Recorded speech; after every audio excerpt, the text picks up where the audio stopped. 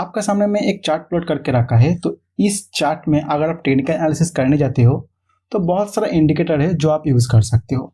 तो उसी में से एक बहुत ही महत्वपूर्ण इंडिकेटर है एमएससीडी इंडिकेटर। तो उस एमएससीडी इंडिकेटर को आप किस तरह इस चार्ट के ऊपर प्लॉट कर सकते हो, फिर उस एमएससीडी इंडिकेटर के अंदर जो भी अलग अलग कंपोनेंट्स रहता है उस अलग अलग कंपोनेंट्स किस तरह बनता है, फिर वो बनने के बाद आपको क्या कहने की कोशिश करते हैं, मतलब जो भी प्राइस एक्शन चल रहा है उसके बिहाफ पर उस इंडिकेटर आपको क्या संकेत देना चाहते हैं, उसको हम चर्चा करेंगे। तो इस टॉपिक को शुरू करने से पहले मैं आपको कहना चाहूँगा जो एमएससीडी है, जैसे एमएससीडी इसका फुल फॉर्म है मूविंग एवरेज कन्वर्जेंस डाइवर्जेंस। जैसे मैं यहाँ पे लिख भी देता हूँ, मूविंग एवरेज कन्वर्जेंस डाइवर्जेंस। तो इसको शॉर्ट में एमएससीडी कहा जाता है या बहुत सारा ट्रेडर इसको मैकडी भी कहते हैं। तो इसको क्यों moving average convergence and divergence कहा जाता है ये आपको आगे पता चल जाएगा जब आप वीडियो में आगे बढ़ेंगे, क्योंकि हम इसका डिटेल्स चर्चा करेंगे तो ये भी आपके सामने आ ही जाएगा क्यों इसको मूविंग एवरेज कन्वर्जेंस और डाइवर्जेंस कहा जा रहा है। तो चलिए सबसे पहले हम देख लेते हैं कि किस तरह इसको प्लॉट कर सकते हो। तो उसको प्लॉट करने के लिए आपको जाना पड़ेगा इस स्टडीज में, फिर यहाँ पे जाके आप लिखोगे एमएससीडी। तो आपके सामने ये ऑप्शन आ जाएगा, फिर आप एमएससीडी पे क्लिक कर दोगे। तो जैसे आप एमएससीडी पे क्लिक कर दोगे तो इस तरह एमएससीडी इंडिकेटर आपके सामने प्लॉट हो जाएगा। मैं इसको थोड़ा इंक्रीज कर लेता हूँ ताकि आपको इजीली दिखाई दे। तो आप देख सकते हो, तो इसमें आपको जो कंपोनेंट दिखाई दे रहा है, जैसे दो लाइन दिखाई दे रहा है, एक ब्लैक कलर का एक रेड कलर का, फिर यहाँ पे वर्टिकल लाइन दिखाई दे रहा है छोटा छोटा जो रेड और ग्रीन कलर में बना हुआ है, फिर आपको यहाँ पे एक हॉरिजॉन्टल लाइन दिखाई दे रहा है जो इसका पूरा बीच में जा रहा है। तो टोटल 4 कंपोनेंट हो गया यहाँ पे। जैसे ये एक लाइन है, ये एक लाइन है, फिर ये सब वर्टिकल लाइन छोटा छोटा दिखाई दे रहा है, फिर ये एक मिडिल पॉइंट का जो हॉरिजॉन्टल लाइन है। तो ये चारों को आपको पहले समझना होगा, फिर जाके आप इसको इफेक्टिवली यूज कर पाएंगे। वरना ऐसे ही रटा रटा आपको अगर मैं रटवा दूं कि इसको क्रॉस करेगा, इसके ये क्रॉस करेगा, तो यहाँ पे क्रॉस करेगा तो बाय बन रहा है, यहाँ पे क्रॉस कर रहा है तो सेल बन रहा है, ऐसा रट के जाओगे तो आप हमेशा लॉस ही करोगे। हाँ, हो सकता है 2-1 बड़ा प्रॉफिट कर लोगे, लेकिन ओवरऑल लॉन्ग टर्म में आप देखोगे कि आपका लॉस ही हो रहा है, क्योंकि बिना समझे कुछ काम आप करोगे तो उसमें चांसेस है कि ज़्यादा आप गलती ही करोगे। तो पहले हम इसको समझ लेते हैं ये चारों पॉइंट को। तो सबसे पहले हम देख लेते हैं कि ये जो ब्लैक लाइन है ये क्या है और हमें क्या बताता है इस प्राइस एक्शन से। तो इस ब्लैक लाइन को कहा जाता है एमएससीडी लाइन, या फिर इसको बहुत सारा ट्रेडर्स फास्ट लाइन भी कहते हैं, फास्ट लाइन। तो इसको समझाने के लिए मैं आपको पहले इसका सेटिंग दिखाना पड़ेगा। जैसे मैं यहाँ पे सेटिंग में जा रहा हूँ तो आपको यहाँ पे दिखाई दे रहा है fast moving average period 12, slow moving average पे 26। तो ये दोनों से ही ये ब्लैक लाइन यानी एमएससीडी लाइन बन रहा है। लेकिन यहाँ पे 12 और 26 दिया हुआ है, ये बाय डिफॉल्ट दिया हुआ रहता है। आप अपने हिसाब से ये दोनों को चेंज कर सकते हो, लेकिन ज़्यादातर जो बाय डिफॉल्ट दिया हुआ रहता है मतलब 12 और 26 इसी को यूज किया जाता है। तो पहले आप इसी सेटिंग में आप इसको समझ लीजिए, फिर आगे जाके आपको इसको मॉडिफिकेशन करना है तो आप कर सकते हो अपनी हिसाब से जो भी आपको सही लगे। तो मैं पहले यहाँ पे बता देता हूँ ये दोनों चीज होता क्या है। जैसे यहाँ पे 12 या 26 है, ये दोनों ही है एक्सपोनेंशियल मूविंग एवरेज। मतलब इस चार्ट के ऊपर जैसे मैंने मूविंग एवरेज का वीडियो में आपको दिखाया था कि इस तरह मूविंग एवरेज को प्लॉट कर सकते हो, तो वही मूविंग एवरेज ये 12 डे का मूविंग एवरेज जो कि exponential moving average, simply moving average नहीं है, एक्सपोनेंशियल मूविंग एवरेज, और ये 26 डे का एक्सपोनेंशियल मूविंग एवरेज, ये दोनों को लिया जाता है। तो आपको अगर मूविंग एवरेज का कॉन्सेप्ट अच्छा से क्लियर नहीं है, दोनों ही सिंपली और एक्सपोनेंशियल मूविंग एवरेज, तो आप इस एमएससीडी को समझ नहीं सकते हो। तो आपको अगर क्लियर नहीं है तो हम इस मूविंग एवरेज के बारे में वीडियो बनाया हुआ है, तो उस वीडियो का पहले देख के आइए, फिर इसमें आप कंटिन्यू कर सकते हैं। और उस वीडियो का लिंक मैंने डिस्क्रिप्शन में दे दिया हूँ, आपको अगर जानना है तो आप वहाँ पे जाके देख सकते हो। तो चलिए हमारा टॉपिक को आगे बढ़ाते हैं। तो जैसे यहाँ पे 12 डे का मूविंग एवरेज और 26 डे का मूविंग एवरेज जो कि एक्सपोनेंशियल मूविंग एवरेज इस चार्ट के ऊपर प्लॉट होगा अगर आप प्लॉट करोगे, लेकिन यहाँ पे प्लॉट नहीं किया जाता है, बैकग्राउंड में ये कैलकुलेशन होकर आपके सामने आता है। तो वहाँ पे क्या होता है, इस 12 डे का moving average exponential moving average जो है उससे 26 डे का मूविंग एवरेज को माइनस किया जाता है, फिर जो प्राइस पॉइंट निकल के आता है वो इस लाइन दर्शाता है आपको। जैसे इस दिन यहाँ पे कैंडल है, तो इस कैंडल का जो लेटेस्ट जो 12 डे का मूविंग एवरेज है 26 डे का मूविंग एवरेज है वो 12 डे का से 26 डेज को माइनस किया गया है और जो प्राइस निकल कर आएगा यहाँ पे प्लॉट कर दिया गया। तो चलिए आपको मैं 12 डे का 26 डे का मूविंग एवरेज यहाँ पे प्लॉट करके भी दिखाता हूँ तो आपको ईजी समझ आएगा ये चीज। तो उस मूविंग एवरेज को प्लॉट करने के लिए मैं फिर इसे स्टडीज में जाऊंगा और यहाँ पे लिख दूंगा मूविंग एवरेज। तो फर्स्ट हमारा था 12 डे का मूविंग एवरेज। 12 डे का जो था मैं आपको बताया एक्सपोनेंशियल, तो उसको सिलेक्ट कर लेता हूँ और इसका कलर मैं रेड रख देता हूँ। और यहाँ पे बाकी का जो सेटिंग है यहाँ पे मैं आपको समझाऊंगा नहीं, क्योंकि जो मूविंग एवरेज वाला वीडियो है वहाँ पे मैं डिटेल्स में समझाया, बाकी का सब कुछ मैं समझा दिया। तो यहाँ पे 12 रख दिया और इसका रेड कलर रख दिया और यहाँ पे डन कर देता हूँ। फिर नेक्स्ट स्टडीज में जाता हूँ, मूविंग एवरेज, और यहाँ पे मैं कर देता हूँ 26। इसको भी मैं एक्सपोनेंशियल कर देता हूँ और इसका कलर चेंज कर देता हूँ और कर देता हूँ ब्लैक कलर, ताकि आपको दोनों को देख के पता चले कि कौन सा 12 डे का कौन सा 26 डे का। तो मैं डन कर देता हूँ। तो आप यहाँ पे देख सकते हो ये जो लेटेस्ट कैंडल है इस दिन का जो प्रीवियस 12 डे का एवरेज प्राइस है यहाँ पे आपको दिखाया गया, जो चल रहा है ऑलमोस्ट 204 और प्रीवियस 26 डे का एक्सपोनेंशियल मूविंग एवरेज यहाँ पे प्लॉट किया गया जो चल रहा है 199 के आसपास। तो इस 12 डे का मूविंग एवरेज से 26 डे का मूविंग एवरेज को माइनस कर दिया गया। तो जो भी प्राइस निकल के आया वो इस लाइन के मतलब सबको दिखाई दे रहा है।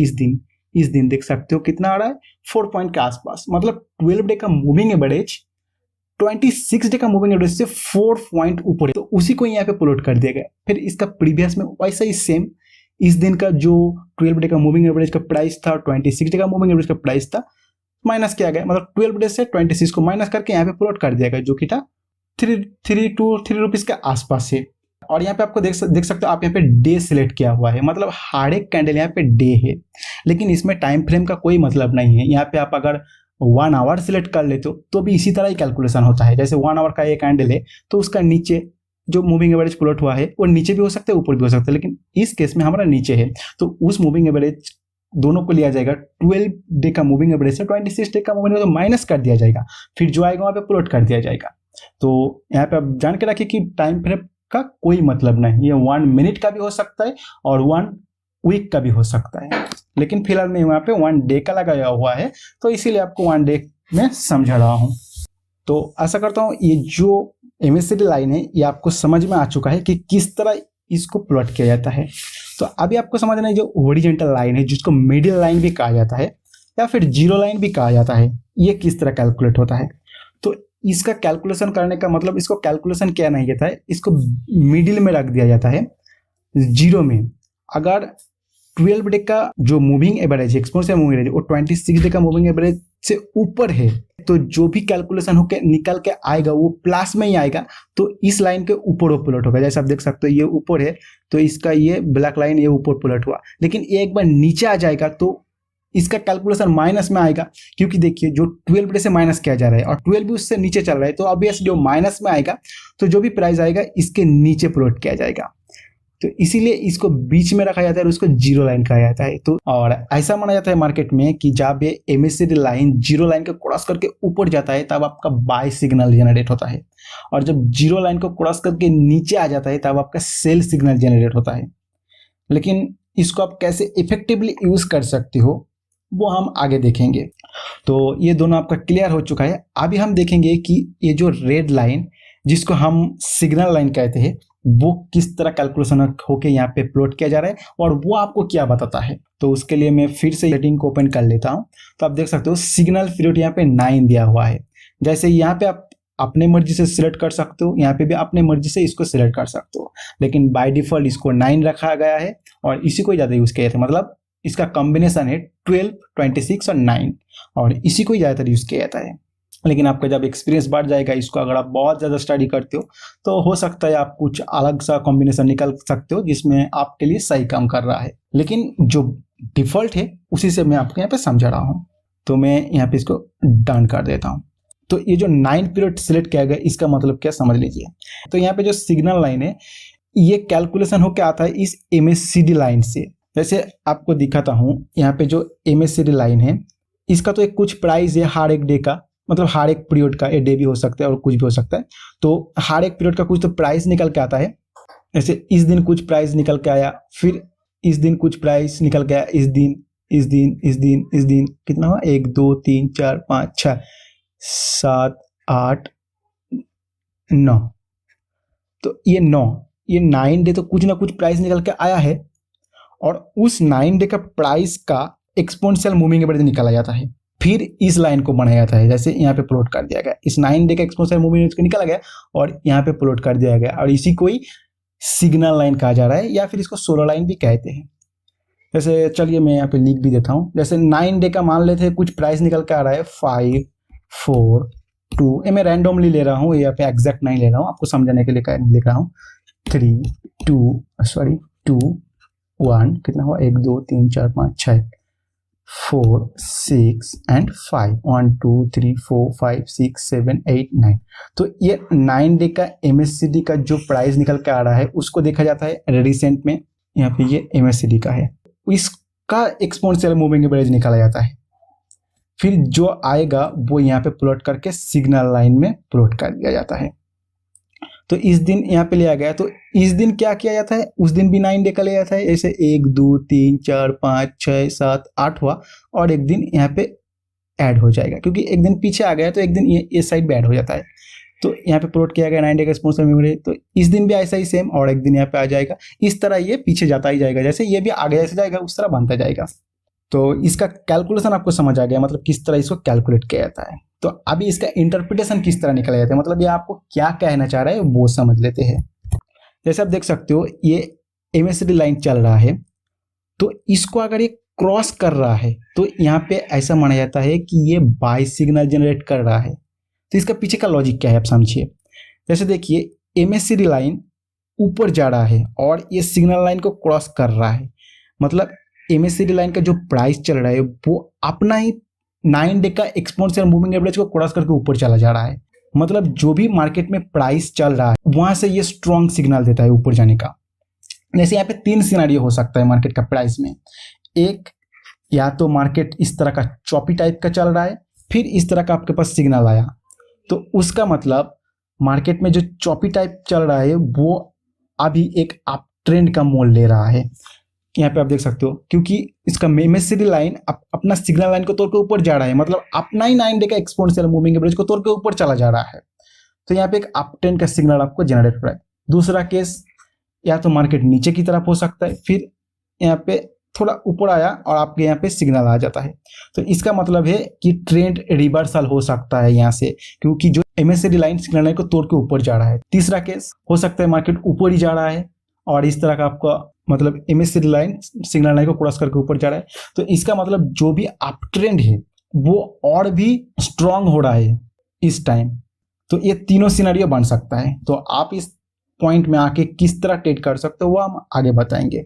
ऐसा ही सेम नीचे की तरफ जैसे आ रहा है तो वही तीनों सिनेरियो बन सकता है, या तो फिर मार्केट नीचे जा रहा है तो इस तरह का बन रहा है, तो इसका मतलब ये जो नीचे जाने का तेज रफ्तार है वो और भी ज़्यादा हो रहा है। या फिर मार्केट चॉपी चल रहा है तो इसका इस तरह का बन रहा है, तो मार्केट यहाँ पे नीचे जाने के चांस है। या फिर मार्केट अप ट्रेंड में चल रहा है तो यहाँ से चांस है कि मार्केट यहाँ से रिवर्स ले सकता है अगर इस तरह बन रहा है। तो ठीक है, ये तीनों का कॉन्सेप्ट आपको मैं समझा दिया, इस 2 3। तो अभी बाकी है ये जो लाइन आपको वर्टिकल लाइन बन रहा है इसका। तो ये जो वर्टिकल लाइन आपके सामने बन रहा है इसको हिस्टोग्राम कहा जाता है। तो ये किस तरह बनता है आपको मैं समझा रहा हूँ। जैसे आप देख सकते हो MACD लाइन यहाँ पे आपको दिखाई दे रहा है और यहाँ पे सिग्नल लाइन दिखाई दे रहा है।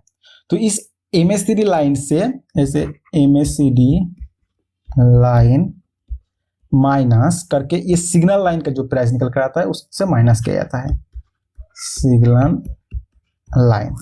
फिर जो प्राइस निकल के आता है इसमें से माइनस करके कुछ प्राइस तो निकल के आएगा, उसको हिस्टोग्राम के साथ दिखाया जाता है। जैसे आप देख सकते हो MACD लाइन ऊपर है और सिग्नल लाइन नीचे है और इसका जो प्राइस डिफरेंस है वो हिस्टोग्राम के साथ दिखाया गया है। और अगर ये माइनस हो जाता है, मतलब माइनस होगा तो क्या होगा, MACD लाइन नीचे आ जाएगा। यहाँ पे आप देख सकते हो नीचे है तो वो इस तरह नीचे की तरफ हिस्टोग्राम करके दिखाया जाता है। यही है इसका। लेकिन आप क्या होगा कि ये तो ग्रीन कलर और रेड कलर का हो, वो किस तरह का है। तो जैसे आप देख सकते हो, यहाँ पे आप देख सकते हो जैसे ये क्रॉस किया, MACD लाइन को क्रॉस किया, मतलब MACD लाइन ऊपर चला गया, तो इसका डिफरेंस जो है वो प्लस में ही आएगा। तो यहाँ पे ये ऊपर की तरफ प्लॉट होगा और एक ग्रीन में होगा। फिर नेक्स्ट जो है वो या इसका जो डिफरेंस था उससे ज़्यादा है, इसीलिए और एक ग्रीन बना दिया। फिर यहाँ पे देख सकते हो इससे ज़्यादा है, इसीलिए और एक ग्रीन बना दिया। यहाँ पे आप देख सकते हो डिफरेंस ज़्यादा हो रहा है। फिर यहाँ पे आप देख सकते हो इससे ज़्यादा हो गया, फिर और एक ग्रीन। ऐसे करते करते यहाँ पे रेड बन गया, क्योंकि जो प्रीवियस बना था उससे ये कम प्राइस में बना था, इसका डिफरेंस कम हो गया, इसलिए रेड में बन गया। इसी तरह बनता है ये। और नीचे की तरफ आप देख सकते हो, जब ये क्रॉस करके नीचे आया तो मतलब ये नेगेटिव में आ गया, तो इसीलिए इसको इस साइड दिखाया जाता है और रेड में दिखाया जाता है। और ये जो है ये इसका प्रीवियस जो था उससे ज़्यादा है, मतलब नेगेटिव की साइड ज़्यादा है, इसलिए और एक रेड बना दिया। और ये भी इसका प्रीवियस से नेगेटिव साइड ज़्यादा है, इसलिए बना। लेकिन ये ग्रीन क्यों बन गया, इसका कारण है कि इसका जो प्राइस निकल के आ गया था उससे ये कम हो गया था, इसलिए ग्रीन आ गया था, मतलब ऊपर की तरफ जा रहा था। यहाँ पे डिस्टेंस कम हो गया, यहाँ पे डिस्टेंस ज़्यादा था तो कम हो गया, इसलिए ग्रीन। इस साइड कम होगा तो रेड, क्योंकि वो मार्केट को नीचे जाने की संकेत दे रहा है, ये ऊपर जाने की संकेत दे रहा है, इसलिए ग्रीन और ये रेड। लेकिन ज़्यादातर सॉफ्टवेयर में ये रेड ग्रीन नहीं रहता है, ये एक ही कलर का दिया हुआ रहता है। कुछ सॉफ्टवेयर में ऐसा रेड ग्रीन दिखाई देता है। तो ठीक है, उसमें ज़्यादा ध्यान मत दीजिए। आप ये बढ़ रहा है और कम हो रहा है इसी को देखिए, कलर में कुछ ऐसा देखने का चीज़ नहीं है। तो ठीक है, मैं आशा करता हूँ कि जो MACD का अलग अलग 4 कंपोनेंट्स है उसका जो फंडामेंटल कंसेप्ट है उसको मैं आपको समझा पाया हूँ, और वो अलग अलग कंपोनेंट्स क्या कहने की कोशिश करता है वो भी मैं आपको समझा पाया हूँ। तो इस वीडियो को और ज़्यादा लंबा नहीं करूँगा, फिर आगे आने वाले वीडियो में हम अलग अलग टाइप्स का किस तरह आप MACD को यूज़ करके ट्रेड कर सकते हो, अलग अलग सिस्टम में, अलग अलग सेटअप में, वो एक एक करके चर्चा करेंगे। एक ही वीडियो में सब कवर करने जाऊँगा तो वीडियो बहुत लंबा हो जाएगा और आपको ठीक से समझा भी नहीं पाऊँगा एक ही वीडियो में।